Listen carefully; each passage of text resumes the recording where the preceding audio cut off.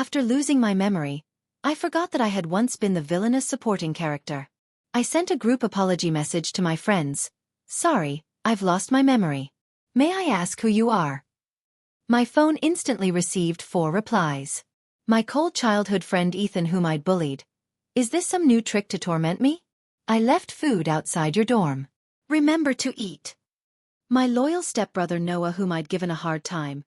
Still mad at me? I transferred some pocket money to your card. I'll come see you tonight. The cool female lead Emma whom I'd pranked. Acting again? If you lost your memory, go back to sleep. I signed you in for class. Me? ? Had I actually been holding the beloved ensemble cast script all along?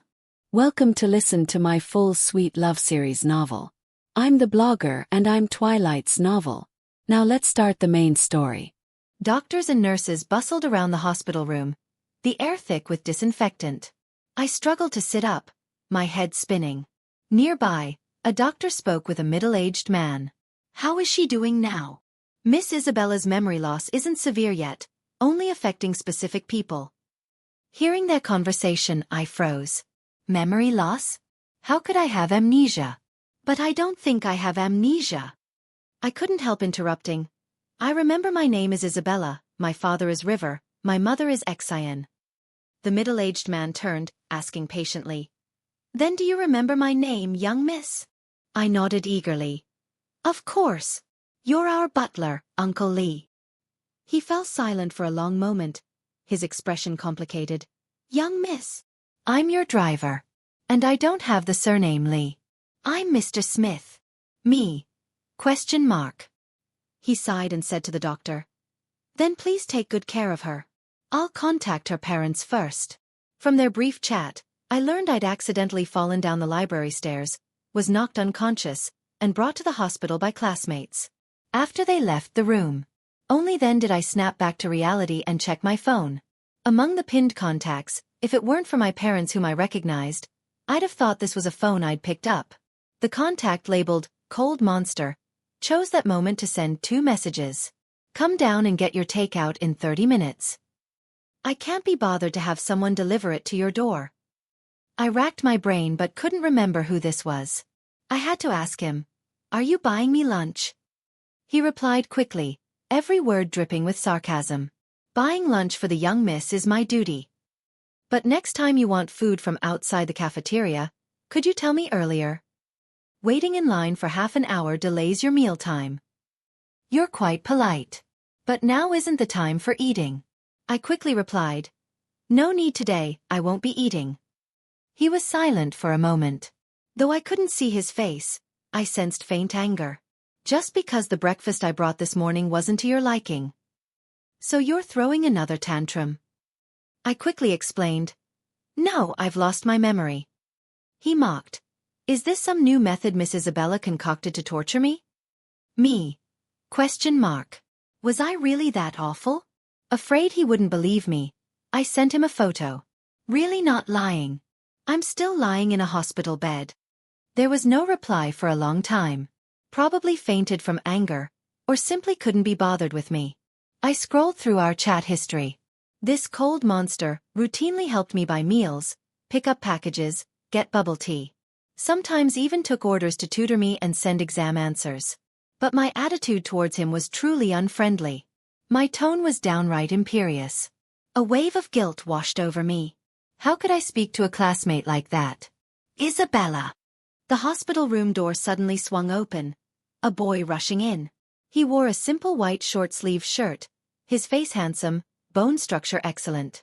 Even his fingers holding the takeout container were pale and slender. I was momentarily stunned. Some things remain unchanged even after amnesia. Like one's inherently flirtatious nature. And one's standards for an ideal type. I looked up at him cautiously. You are? His body stiffened. He pressed his lips together, lowered his gaze and asked, You don't remember who I am? I frowned, thinking hard. Are you the cold monster? His expression was complicated. My name is Ethan. Ethan reached out to check the injury on my forehead. You fell down the stairs? Is it serious? Seeing me dazed, he stiffly withdrew his hand, voice cold. I'm not worried about you. I'm afraid you hit your head and will blame me later. A few short sentences sketched my former selfish, willful self. My guilt deepened. Seeing I didn't speak, he asked softly, "Really don't remember me?" I answered honestly, "No. But judging by the chat history, you must be someone who often runs errands for me." "Ethan." "Not really." I looked up doubtfully. He took a deep breath and slowly explained, "We're childhood sweethearts." When I stayed silent, Ethan added flatly, "Of course, we were once engaged through a childhood betrothal." I was shocked. "Ah? But the chat history doesn't seem like that." "I'd thought we were just unfamiliar classmates." Ethan laughed in exasperated anger. "If it weren't for that relationship, who would willingly run errands for you every day? Who would specifically buy you meals and save you seats?" I argued puzzledly. "But you just said buying meals for me was your duty." Ethan raised an eyebrow lightly. "Yes.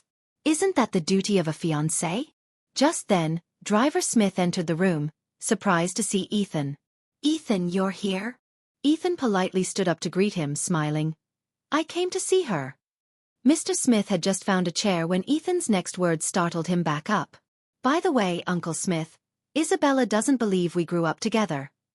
Could you tell her that we are engaged?" Mr. Smith's eyes widened. "Ah." He glanced at Ethan's calm face, then at my confused expression. After a thoughtful pause, he nodded with a complicated look. It's true." The first person I saw upon waking was Mr. Smith. Seeing him handle my procedures and contact my parents, I'd unconsciously grown to trust him. Ethan didn't seem to be joking. I felt a secret thrill. My ideal type had become my fiancé. What a win. Turns out, someone you once loved, even with amnesia, you'll fall for again at first sight. When Mr. Smith stepped out to take a call, Ethan placed the meal container on the bedside table, handing me chopsticks. "Eat first." I glanced and smiled. What a coincidence, all my favorites. Ethan lowered his eyes, stirring my soup, tone calm. "No coincidence. This is the exact menu you specified this morning." Guilt pricked me. "Was it too much trouble for you?" Ethan wiped his hands with a tissue, voice detached. "Not just trouble today. I'm used to it." Feeling pity, I tugged his sleeve. "Then shall we eat together?" Ethan's body stiffened. He rubbed his nose, clearing his throat. "I only bought one portion." I grew puzzled again. "Don't we usually eat together?" Ethan turned away, pretending to look out the window. "We do. I just ate already today." Unquestioning, I finally relaxed. While he drank water, I ate and chattered away. "Ethan, actually seeing you, I felt like I remembered something." He choked on his water, coughing violently, nearly losing composure. "Remembered something?" Ethan's voice sounded strange, lacking his initial cool poise. I nodded. "Yes. Seeing you, I felt we looked perfectly matched. No wonder we're engaged. Truly my destined husband." I smiled. "And though my memory's gone, my ideal type standards haven't changed. The husband I imagined looks exactly like you." "Ethan." His jade-like face flushed crimson, his ears turning blood red. Ethan scrambled up in a panic, nearly knocking over the table. "Me? Question mark." Ethan struggled to steady himself, but his flushed cheeks betrayed him. He waved his phone. Just got a group notification, need to go back. Need to submit materials to my advisor this afternoon." I said understandingly. "Then hurry back. I'm much better. I'll rest this afternoon, probably be fine." Ethan nodded, softening his tone. "I'll come see you again later." He practically fled the room. I sighed at how hard grad school must be. An advisor's message felt like a death warrant. Mr. Smith returned just as Ethan left, surprised to see me alone. "Ethan left?" I nodded, smiling. "Yes. Said he'd come back later." Mr. Smith sighed in relief, then discussed with me. "The doctor suggested it's best for family to come to the hospital. Your parents are abroad and can't return immediately. Should I contact your brother?" "Brother? I have a brother?" Seeing my blank look, Mr. Smith showed an, as expected, expression. He took my phone, tapped the screen, and handed it back. This is your brother. I looked down. A sunglasses-wearing beagle avatar filled the screen. His note, wish-granting ATM. Daily chats were scarce, mostly his transfer records. And if anyone upset me, he'd solve it immediately. Fast, like I'd bought expedited service. Isabella, you may not remember. Noah is your brother, not by blood. He's your parents' adopted son. He's 3 years older and has always taken good care of you. Mr. Smith explained. I understood. Sending a message. Brother. He replied instantly. 50 question marks flooded in. Unsure why he was shocked, I kept typing. Are you free now? Wish-granting ATM. Free. What's wrong? Who bullied you? Wish-granting ATM. Send their info. I'll deal with them. Wish-granting ATM. Need pocket money? Transferring now. Wish-granting ATM. Also, what did you just call me? Can you say it again? Such a strange brother. Such a strange request. But I obliged. Brother, can you come to the hospital? More question marks. Then, a voice call lit up my screen. I'd always hated calls. Amnesia hadn't changed that. So I ruthlessly declined. Wish-granting ATM? Why not answer? What happened? Wish-granting ATM. Scammer. Wish-granting ATM. Telecom fraud kills families. Give her account back or I'll end you. Me. Don't want to answer calls. Too lazy. Wish-granting ATM. Oh. Then it's you. Me. I lost my memory. Another barrage of question marks. Perfectly matching his avatar's vibe. Wish-granting ATM. Do you remember who I am? I was annoyed. Yes, aren't you my brother? Wish-granting ATM. Yes, yes. Your favorite brother. Don't add strange qualifiers yourself. I pretended not to see. If you're free, can you come to the hospital? The doctor needs to see family. Wish-granting ATM. Send address. After sending the location, I added to reassure him. Don't worry, it's not serious. Wish-granting ATM. Okay, Big Brother is on the way. I reassured him. No rush. Mr. Smith is here. My fiance visited earlier too. A brief silence. Then, another wave of shocked question marks.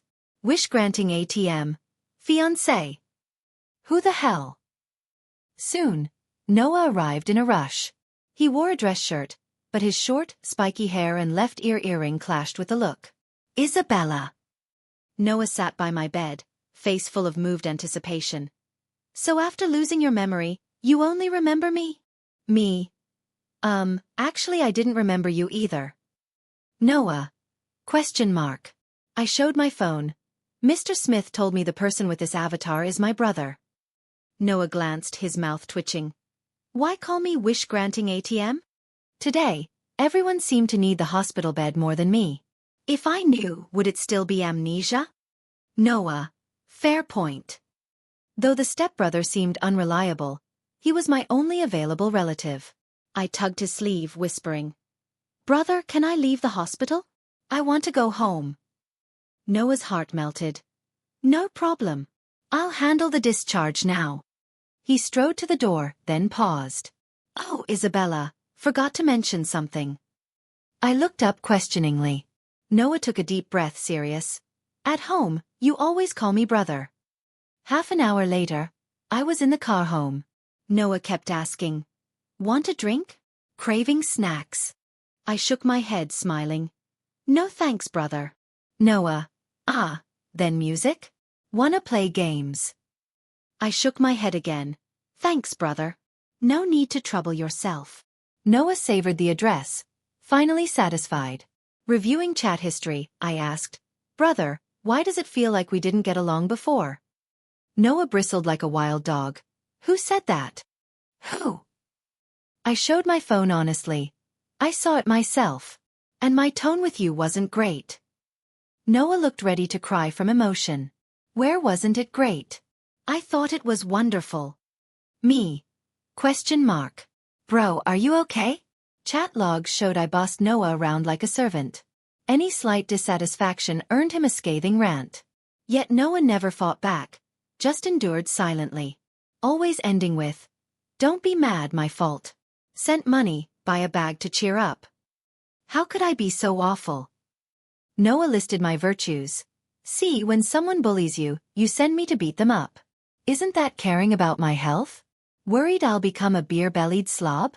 Making sure I exercise? Plus, you make me send money weekly.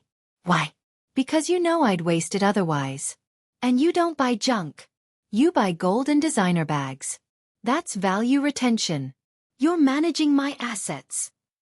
Sure, your words can be blunt. But whatever, we're family. They say those who love you most speak harshest.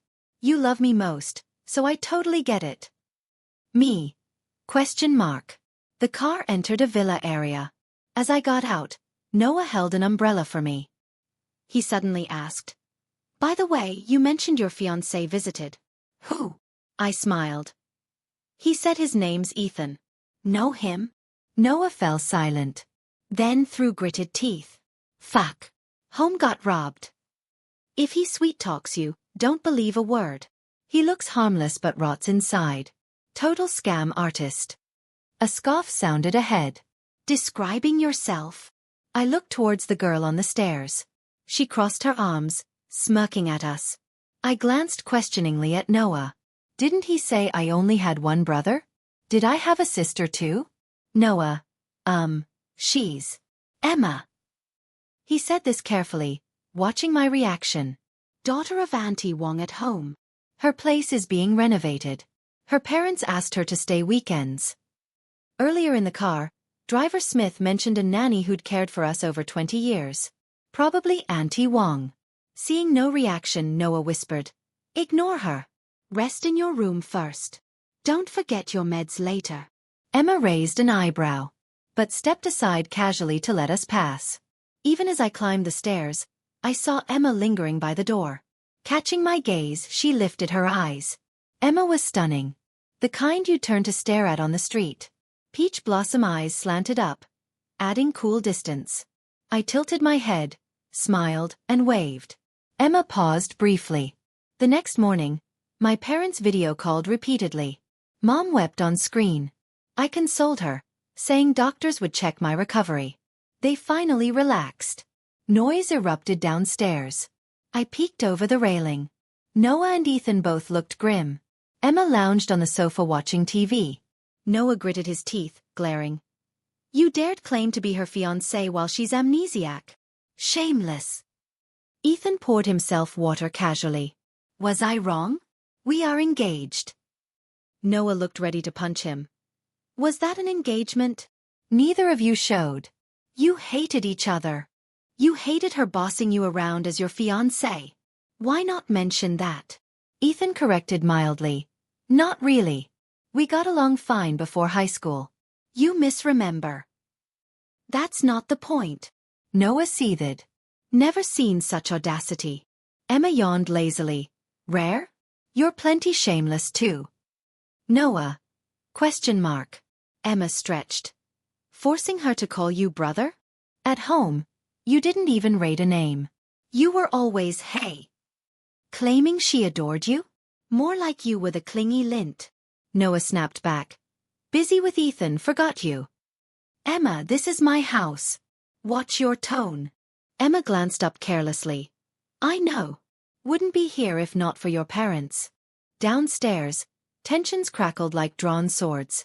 I tentatively asked, "What are you discussing?" 3 heads snapped up towards me. Noah reacted first, forcing a smile. "Isabella, just chatting."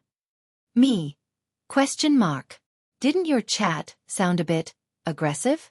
I tilted my head, looking past him at Ethan. "Ethan, why are you here?" Ethan smoothly shoved Noah aside, approaching. "Came to take you back to campus."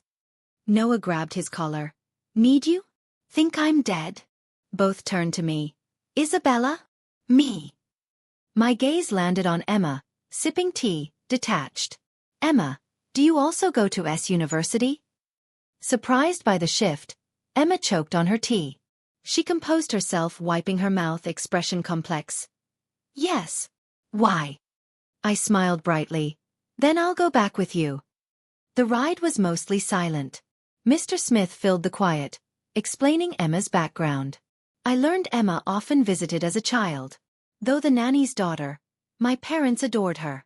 She was quiet and reserved, unlike me. Mr. Smith slipped up. You and Emma grew up together too. Whatever feud you had, clear the air. Stay friends. I frowned. Emma and I had a feud? Two coughs sounded. Emma changed the subject. She eyed me coolly. Your brother says you have amnesia. Not acting again. Before I spoke, Mr. Smith cut in. Of course not. I handled her discharge. Emma fell silent. I watched her gaze out the window, lost in thought. I whispered. Emma, what kind of person was I before? She didn't turn. Why not ask Noah or Ethan? I sighed. They sugarcoat things. I don't trust them. So you trust me? Emma turned, listing my crimes dispassionately. You were selfish, spoiled, willful, and vicious. The slightest irritation unleashed fury, like you were possessed. I froze. Emma's tone was flat. Believe me now. I thought, then nodded. Now she was stunned. I think you're right. I was a terrible person. I said guiltily. I saw the chats. The old me wasn't as good as they claimed. Emma frowned, opened her mouth but stayed silent. Did I bully Noah often? I worried. You stayed over, you know, right? Emma, arm still in my grasp, she hadn't pulled away, paused. Yes. Noah was your top enforcer. You wanted something, he got it. Stars. He'd call the IAU. He spoiled you rotten since childhood. But fail a task? You'd hit and scold him. My throat tightened, voice trembling. I hit him. My palms tingled. Remembering Noah's doting smile that morning. I wanted to punch myself. Emma glanced at me, expression odd. Not punching or kicking. I was baffled. Then what? Emma waved dismissively, awkward. Not appropriate. Consider it his reward. He liked it anyway. The car stopped at campus gates. Emma headed towards classrooms, then turned back. Class at 10. Going? Rubbing my aching head, I asked sheepishly. Can I skip? Emma scoffed. Proves amnesia doesn't change core laziness. Truly an expert on human nature. I'll sign you in. Feeling unwell? Rest in your dorm. Emma gave a lazy wave. Go on. I thanked her. Who knew cool Emma was so kind? Didn't match her vibe. Wondered why we'd fought. Wanted to be friends. Lost in thought, I barely caught her soft sigh. Actually, you weren't as bad as you think. Resting in my empty dorm brought only chaotic memory fragments. Floating, uncontrollable, like a puppet. Sleep wouldn't come. I wandered campus aimlessly. Found myself at the library. Just replied to Noah's daily check-in. Added thoughtfully. Thanks for always taking care of me, brother. My phone vibrated wildly. Before I could read, someone called out. Isabella. Ethan stood before me. He'd changed into a fresh tee, looking clean and cool. Heading to the library? Ethan asked gently. I hesitated. Yes. Thought returning to the scene might jog my memory. Ethan nodded. I'll come with you. The library was quiet. I traced the stair railing, a girl's face flickering in my mind. Ethan, Mr. Smith mentioned Emma and I fought. True. Ethan, my childhood friend, knew Emma too. Noah obeyed me blindly. If we'd fought, he'd only say nice things. Compared to Noah, Ethan felt fairer. He frowned. Remembering something? I shook my head. No. Just uneasy. Ethan followed me to the library terrace, speaking slowly. He recounted neutrally, avoiding bias. Childhood playmates turned rivals in high school. I resented my parents praising Emma, envied her beauty, often humiliated her publicly as the maid's daughter. Emma dismissed me as childish, fueling my rage. Hearing Ethan's plain narration, I wanted to vanish. So what's Emma really like? Ethan pondered, flipping a page. Not close. She always only played with you. After she moved away for school, I never saw her again. You mentioned her sometimes. Said you were curious. You looked happy then. Not sure why you turned against her. Ethan disliked gossip. I didn't press. He sat with me in the quiet library. Outside, lush greenery resembled thick mist, full of newborn courage. Watching Ethan read intently, I whispered, "When I was awful, did you hate me?" These days suggested Ethan wasn't as cold as he seemed. Ethan paused mid-page. Silent for a moment. Not hate. More. Surprised. I flushed. I probably bullied you too. Ethan chuckled lightly. If bullying means running errands, buying meals, saving seats, tutoring. Yet, coincidentally, gifting things I liked? Then yes. I looked down, mumbling. What if my memory never returns? Suddenly, a gentle hand touched my head. Ethan's palm was warm. Doesn't matter. Maybe later you'll see this you is freer. Ethan walked me to my dorm. My phone now overflowed with Noah's messages. Why say that, Isabella? Big brother's touched, gonna cry. Stay away from Ethan. You never liked him before. Don't be fooled. Once you were drunk. Said you'd never like him again. Said he'd fall for the female lead later. Stick with me, okay? Big brother's going to France tomorrow. Want anything? Female lead. Seeing those words, dizziness struck. My scalp tingled. Heart pounded like thunder. A mechanical voice echoed in my mind. Cold. Jarring. Familiar. Host. Long time no see. Memories flooded back. Forced binding as the villainess. Forced conflicts with Emma. Uncontrollable scenes of bullying Ethan. Peace. Bang. Peace. The puzzle snapped together. The day I reunited with Emma in high school, a system voice appeared. It said this was a novel. Emma was the female lead. Ethan the male lead. Me. The selfish, villainous supporting character. Emma would transform from a maid's daughter to a dazzling swan. She'd steal my parents' praise, my brother's care, finally, my childhood sweetheart fiance. Jealousy took root. As the Shen heiress, I was destined to fight her. I resisted. Asked the system why make me this way. It replied coldly. Host. This is your role's mission. The novel has only one female lead. If you don't fight, you'll always live in her shadow. Once the female lead awakens, she'll crush you. After all, you enjoyed her privileges without being her. System-controlled, I began my villainous path. Tasks demanded I torment Emma. Publicly, I mocked her cheap clothes, called her uncouth. After tasks, guilt-ridden, I'd slip Auntie Wong my new clothes, claiming dislike, asking her to dispose of them. A week later, Emma wore that dress. From the shadows, I watched her shine like a princess. Emma should wear white dresses. Pride swelled. Tears silently fell.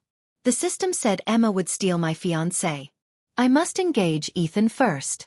So, puppet-like, I forced my parents to arrange it. The system picked Ethan's grandfather's death anniversary. Said only then could I test his loyalty. Ethan missed the engagement party. I dared not show, fearing his disappointment. I tried to fix it. But my actions mocked the effort. I couldn't live like this. Couldn't become someone they despised. I demanded termination. The system refused coldly. You're the supporting character. Cannot end mission. So I lived in dread, missing a library step. Falling heavily, one thought surfaced. Relief. Finally. Rest. Task cannot terminate. Host, your amnesia delayed progress. Recommence immediately. Recommence immediately. Deadline. The system voice droned on. Kneeling, I screamed, I won't do tasks anymore. Suddenly, warm arms enveloped me. Sweet citrus filled my senses. The world fell silent. The system voice cut off. Like a severed wire.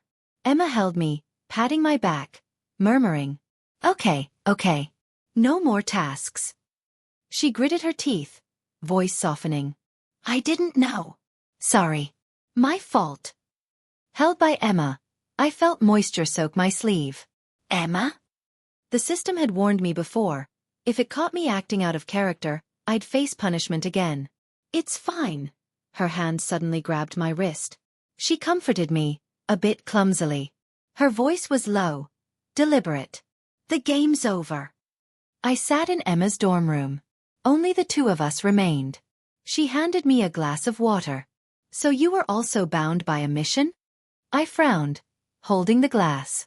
You knew you were the heroine of this story? Emma lowered her eyes, her voice soft. But I didn't know that becoming the heroine meant you would be forced into the role of the villainous second lead.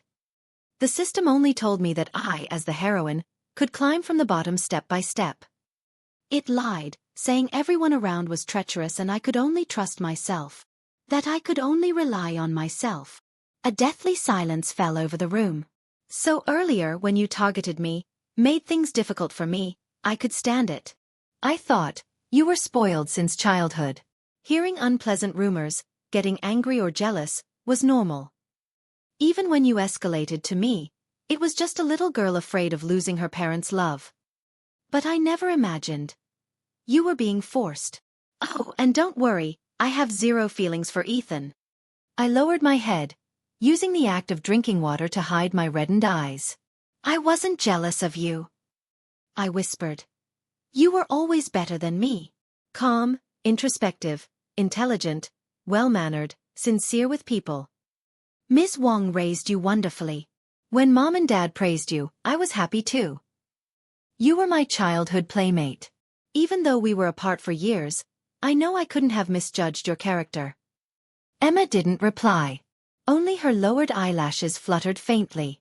Suddenly remembering something, I quickly asked. Wait, what did you mean earlier when you said, the game's over? Exactly what it sounds like, Emma said casually. I terminated the mission. A supporting character can't terminate the mission, but I can. I was stunned. But if you do that, everything you worked towards before doesn't matter, Emma smiled. Does my life end just because I'm not bound to this system? Society is always trying its best to pit women against each other. But I refuse to give it what it wants.